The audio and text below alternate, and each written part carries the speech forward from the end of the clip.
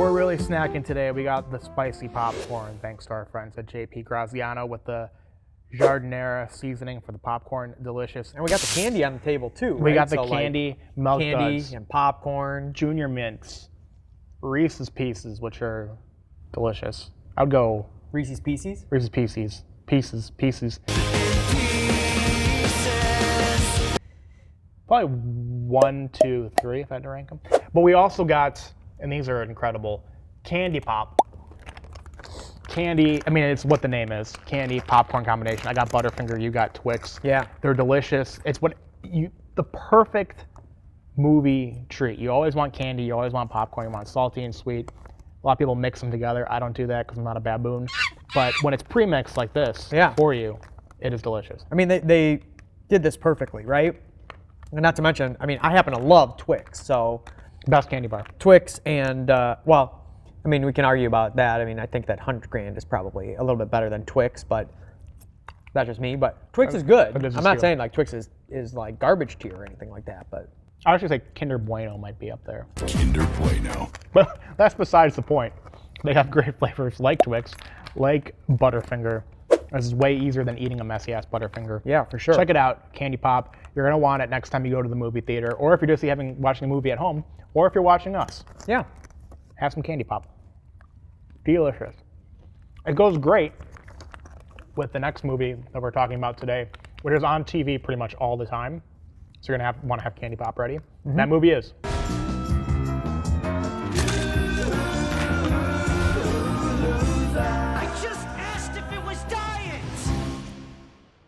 That's where I come in. Nobody's perfect, That's pathetic. but one man My name is Alex Hitchens. Call me Hitch. can help you come close. Oh!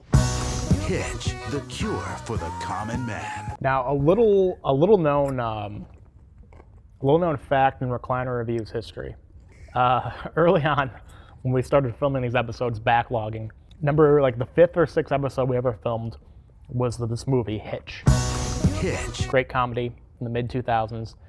And I joked during that movie, half joking, half truth, this is one of my favorite comedies. I've seen this movie probably 30 times. I've seen it way too many times. It's on TV all the time, or was on TV all the time. It was on like Bravo and TBS and all this stuff. It's so lighthearted and easy to follow and fun, and a lot of people are likable in the movie. It has one of the greatest comedic actors of all time, Kevin James, in the movie. But we lost that recording. We didn't know what, we were just fucking around, and like we didn't. Which is a shame because that was probably the best episode that we had ever recorded in the history of this show. You can't prove otherwise. Best Picture. It was really good. Prove me wrong. Recording got lost in the metaverse or something. But since then, we decided to come back to it at some point. We said we're going to come back to it. In between then and now, Will Smith, I don't even have to explain the incident, slapped the shit out of Chris Rock at the Oscars. Yeah. It's still probably too early to tell if Will Smith is just like canceled, if like what public opinion is kind of swayed on him completely. But I made a joke that night about is this going to affect my rewatching of the movie Hitch? And I was joking about it at the time, but actually I don't know if it does. I really don't like Will Smith anymore. Like I don't like him. Yeah, I mean, Because it's not just the slap, it's the Scientology, it's like a lot of crap. Yeah. I mean, it's really tough, and a lot more has come out about him and his relationship, and mentioned it at the time about how, Will Smith and his wife, like there was this whole like entanglement, right? That's what they called it, an entanglement, where basically like Will Smith was a cuck. Yeah. From what we've come to learn, that his wife was messing around with like some young dude, and he's just kind of there I felt bad for him at the time. Yeah, absolutely. And then and as all of this stuff like came out, and then the whole thing at the Oscars, is that where it was, with like Chris Rock making the joke, and like her having alopecia, and did you cross a line, did you not cross a line, whatever. That's not for us to determine on this podcast, but like Will Smith laughing and then not laughing. Yeah. I don't know, man. There's a lot going on there. There's a lot going on with him. There's a lot going on in his head, and I just don't know. Like, now that I think about it, I watch, as I've said a couple times, I've been going through and watching like Saturday Night Live stuff because they have it on Peacock. Peacock. And there's a dedicated channel on Peacock Poopcock. for Saturday Night Live sketches. Society. And they do like modern ones and like older ones too, and they mix them in together. And I forget who it is. I don't know if it's Jay Farrow or somebody else is playing Will Smith. And it's like a retrospective of The Fresh Prince of Bel-Air. And somebody else, I think Kenan Thompson is playing Carlton. And he's being this like, oh, I'm a trained comedic actor. I learned, training. I was trained on silver spoons. And like Will Smith is not trained, and so he makes all of these like jokes and pans to the camera and like. Well, if you must know, I'm late because Mr. Henning touched me. Okay. And I watched that sketch, and I'm like, yeah, that actually nails it about Will Smith. Like, his acting is not what it's gotten better, obviously, since the time that he was on Fresh Prince of Bel-Air. But like, it was the like slapstick humor to pan to the camera because he's not able to do the other things that are necessary. Yeah, and like when you think about his whole body of work, by the way, there's the new Fresh Prince, or not, it's not called the Fresh Prince, it's Bel-Air. Yeah. You know about that? I do know about it. I have not watched any of it, and It's completely different tone than the show. It's interesting. Is that a good thing or a bad thing? I didn't really watch Fresh Prince kind of before my time, and I don't really watch this show. I just caught a few minutes of it. My girlfriend watches it. Hello, my name is Sir Humblebrag. And it's like, it feels heavy.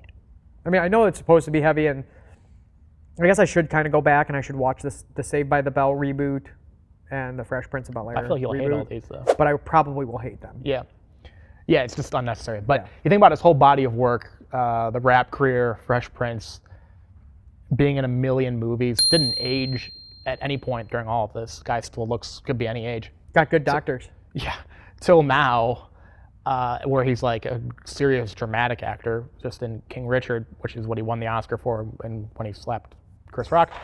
Oh, wow. He's been pretty famous for a really long time. So I say like I don't like the guy and whatever, and I'm kind of off on him, but also I can't get into his head, and I don't know what he's going through. Yeah. Because you live your life of that level of fame. Dave Chappelle had a great quote about people dismissing, I think it was Martin Lawrence. Like when Martin Lawrence had the breakdown, yeah. It was in the middle of the road. And and people were calling him crazy, and people are calling Dave Chappelle crazy around like 2003 when he like bounced to Africa, 2004, whatever that was. And Chappelle said, I think on Inside the Actors Studio, the worst thing to call somebody is crazy is dismissive. I don't understand this person, so they're crazy. That's bullshit. These people are not crazy. They're strong people. Maybe the environment is a little sick. And we know that Hollywood is really sick and messed up and everything. So like, it's a really tough way to live your life. So I don't want to like analyze his mental health and stuff. It just puts him in a different lens than I had him before, where I kind of thought of him as this guy in Hitch who is handsome and smooth and cool. Like I thought of him as the date doctor for the longest time. Like he had it all put together. His character in this movie works because I think that is the persona that Will Smith built up over the 90s and into the early 2000s of like this super smooth dude. Yeah. And they made a character that fit perfectly for Will Smith. Yeah. At the time. Like this super suave, smooth dude. And then Kevin James is kind of like this bumbling, like kind of stocky fat guy who like they cast them both so perfect for 2005, 2006, whatever this was. 2005, yeah. 2005, yeah. I agree, and I think that unfortunately for him, because like he's had some good movies and at least enjoyable. Like I mean, the Bad Boys series is like it's enjoyable, whether or not like Men in Black. You know, same Men in Black. Enjoyable movies, and unfortunately, everything that's taken place over the past like 10 years, whether it's him getting connected to, whether he denies it. But like him getting connected to Scientology and Tom Cruise, the whole thing with him and his wife and the like. We've never been Scientologists. We've never been swingers. Never been swingers. This whole thing with Chris Rock. I agree. You kind of like sour on the guy a little bit. Yeah, it's not like I I shouldn't say like I hate the guy because he smacked a comedian I like whatever. Yeah. It's more like the perception changed because like I said, I viewed him as Hitch. And now he's not as put together. And it's not a fair standard to put on somebody because no one is as cool as Hitch. Hitch is the man. That's where I come in. But like, you couldn't do this now because I think he's not as likable. Like, it didn't occur to me with the first time we reviewed this movie that part of the reason it worked well and I liked it so much is because Will Smith as Hitch felt seamless. He's like really cool. Kevin James as Albert Brenneman, the dork, it was seamless. Like, it was just a really well cast and good dynamic in that movie. Yeah. And to get into the movie, we should get into the movie itself. Yeah, we should too. definitely do that. Yeah. I don't know. I think at first it was kind of like an ironic thing. Like, I love this movie ironically. It was such an easy watch that it was on all the time and I'd watch it and stuff. But it actually is funny. It's such an easy setup. It's kind of creative, and there's nothing to. Like, I almost thought of it as like a guilty pleasure watch over and over again. Nothing to feel guilty for. It's just a pleasure watch. Yeah. I mean, look, I think that I have a difficult time with this movie because of when Will Smith is trying to get with Eva Mendes. It's like there's a lot of cringe that goes on there. Yeah. And like, it's hard to watch. It all makes sense. And one of the things that we have to remember is that, and I don't know if you remember this or not, but like when this movie came out, it was at the time where it was like really big, the whole like mystery guy who was into negging, and like that was like the whole thing of like having like trying to get a woman to be with you. Like you would give her like you would find any flaw about her and like point it out to her and be like, oh, your hair's real stringy, or like this that like, and that was supposed to make her fall in love. And it's this dude who total d-bag with this like. With like a bucket hat and like they call it a Van Dyke. Is that what that is? With the on the goatee. It's the, like, gross. I don't know. This part right here, and like I don't think he had any other facial hair but that. I think Billy Koch, the former closer, White had Sox, something like that. Yeah, it's disgusting. But like that was the like time for this movie. Yeah. And so like having Will Smith as Hitch and like teaching Kevin James like how to actually treat a woman, like, and to get a woman, it's kind of opposite of that. Yeah. But enjoyable and like nice. But there's just so much about it that like the cringe factors, the elements that like I have a difficult time, like Michael Rappaport as a nice guy. That is weird. Is weird. It's just like it's weird to me. And if you like check out his TikToks and like the stuff that he's been doing lately, it's just like, how is this the same guy? Let the queen rest already. She passed over a week ago, for crying out loud. Yeah. No, actually, the most recent time I watched this, I actually had the exact same thought about him because he's just so unlikable now. Yeah. And he's a straight man, just Will Smith's friend in the movie. The cringe, though, I get what you're saying, and especially Will Smith's first date with Eva Mendes to Ellis Island, right? Yeah. Yeah, that I get that confused with the other one. But it's extremely cringy. I saw that going differently in my mind. I think the reason they make it cringy and they make that dynamic weird at first is because he's the smooth guy that gets everything his way, and all of a sudden he like has a challenge and he screwed it up and he's not gonna get her, but he likes her, and he's gonna break out of his shell as this cool guy and be vulnerable. Like, I get why they set it up that way. But, and here's a strike that I'll make against an otherwise flawless movie. That whole date is creepy. Yeah. If a dude, the female listeners, the ladies who are watching, if a dude, no matter what he looked like, how cool he was, how smooth he was, took you on a first date on a jet ski to Ellis Island to find your ancestors, there's a million red flags that would go up. Oh yeah, I mean, well, first off, you can jet ski in the Hudson, but why would you? Why would you jet ski in the Hudson that River? body's floating around there, yeah. It's bad enough that New York throws their trash just straight on the street, like just bags of trash everywhere. But now you're gonna go like jet skiing through the Hudson River, like that? Okay, red flag. You're right. Then going to Ellis Island, like, hey, bold move. I'll give you credit. Like, that's not something most people are gonna do for a first date, right? Bold move. But you have no idea what anybody's family is. Like, first off, forget about the fact of like what the storyline is, right? That her grandfather and it was a criminal and whatever. Which it was just like such a throwaway, but I mean, yeah, like it's funny. When I saw it on the computer, it said the butcher of Cadiz, but I thought it was a profession. But like, forget about it for a second and Yeah. be like, what if she was adopted and like her parents never told her Yeah. that she was adopted? Or she and she goes to Ellis Island and Will Smith's like, hey, by the way, did you know this? And she's like, no, that's not my name. Like, Yeah. wait a second. Yeah, it is. Like, Or she was estranged from her family. or yeah, something. or whatever. Like, you don't know what her relationship is or what her life is like or what her family life is like. And like, you're going to take her to this place that is all about like family connections and relationships and things like that. Yeah, and beyond even that, the date was 7 a.m. on a Sunday or something. I don't do 7 a.m. Yeah. Like, Just like so many red flags. yeah. Kind of creepy. But I'm a creep. Speaking of Eva Mendes, did you know that she was in Will Smith's Miami video in 1990? Yes, I did. 1997? Yes, I did. Yeah. Welcome to my home. Bienvenido a Miami. Just from this movie. Because we talked about it too, Yeah. I think. Yeah, we talked about it before. Those notes from like a year ago.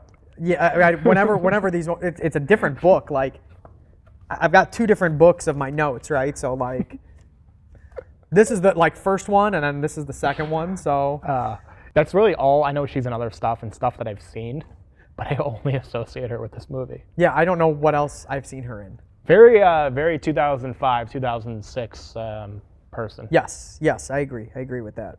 A couple more things about like the dancing that happens in this movie. Iconic scene. Kevin James, fantastic. You point out how awesome he is, right, in this movie. But those dance moves, timeless, classic. I have some of those dance moves myself. I use some of those Did you dance do the moves crab? myself.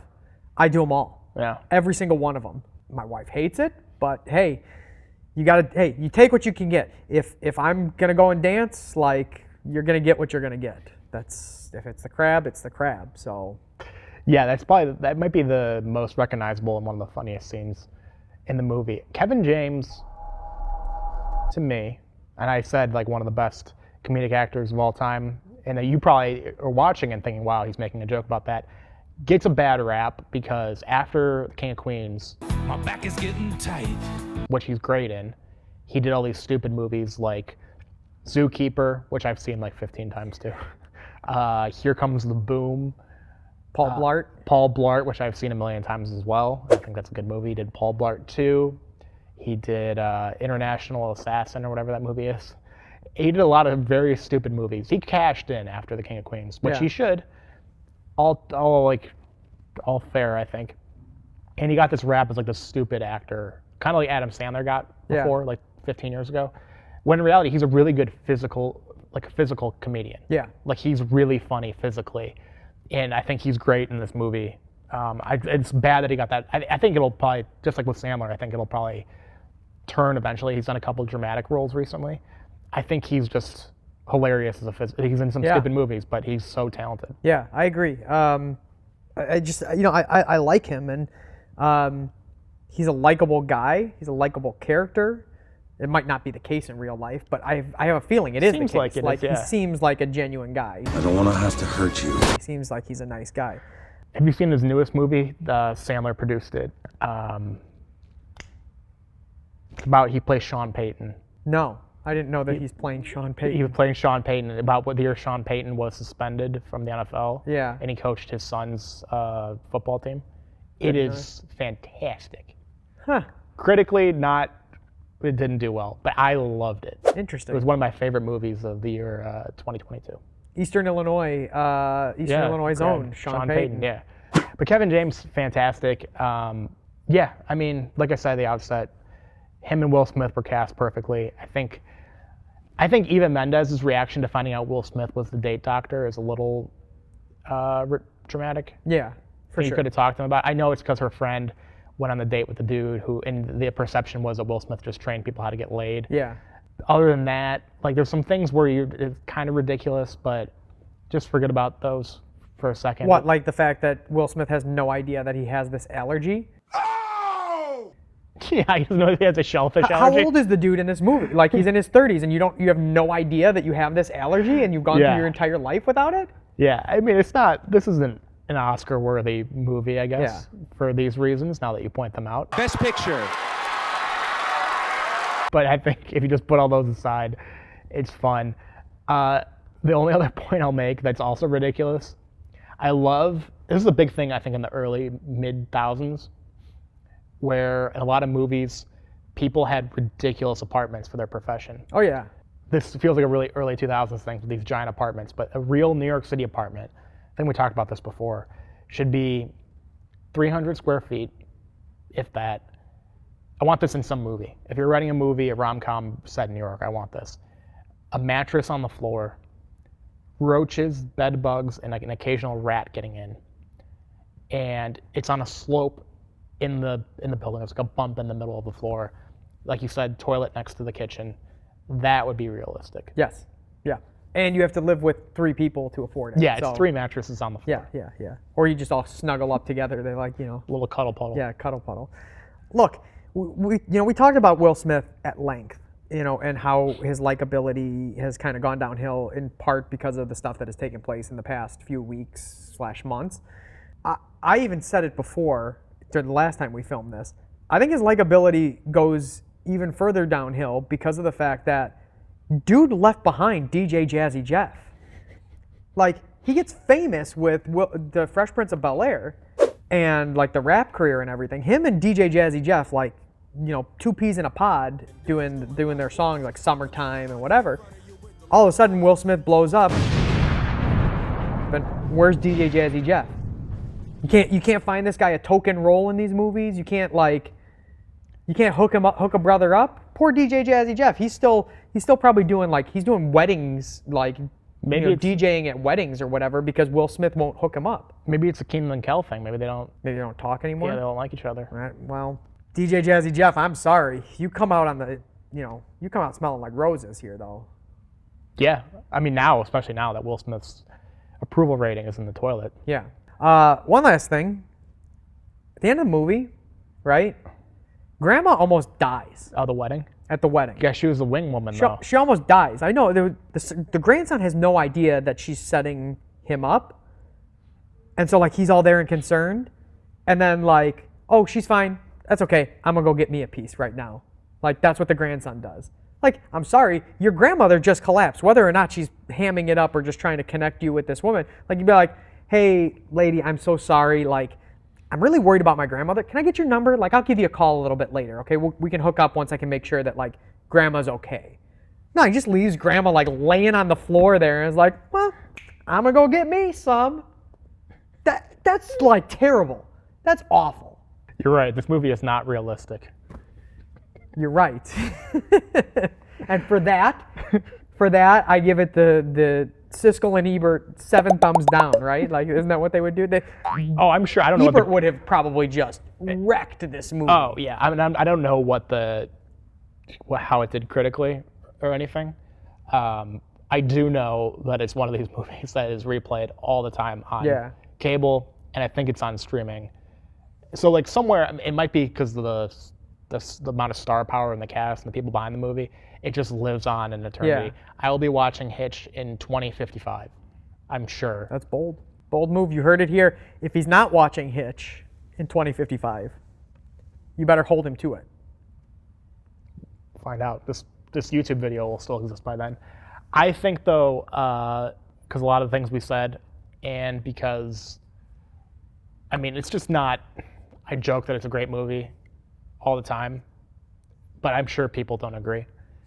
I think it's like a 6.6. I think enough people like it and rewatch it over and over again. I gave it kind of an evil score, but I think it's not critically acclaimed, but liked in almost like a cult following because it's on TBS 18 times a day. Yeah, I agree, and I like this movie because of Kevin James, and in spite of Will Smith and his flaws and the character and everything that he plays with in this movie.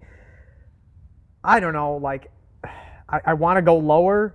I tend to think like 6'4". That's where I'm thinking I'm gonna go like 6'4", but like it's gonna be a 6'5", I think. it's probably gonna be like right in between. But I'm gonna go 6'4". Okay. 6'6". Oh, see, I know. I think the only other one recently that I nailed was Dirty Work, and these are two movies I've seen like 50 million times that I have the barometer for. But I mean, I watch it for Kevin James. I will watch anything that Kevin James does. Yeah, Kevin James. I've seen Zookeeper, like I said, like 13 times. I haven't seen any of those movies, and I'm guessing that Paul Blart 2 is worse than Paul Blart 1. Yeah, but a lot of things are worse than Paul Blart 1.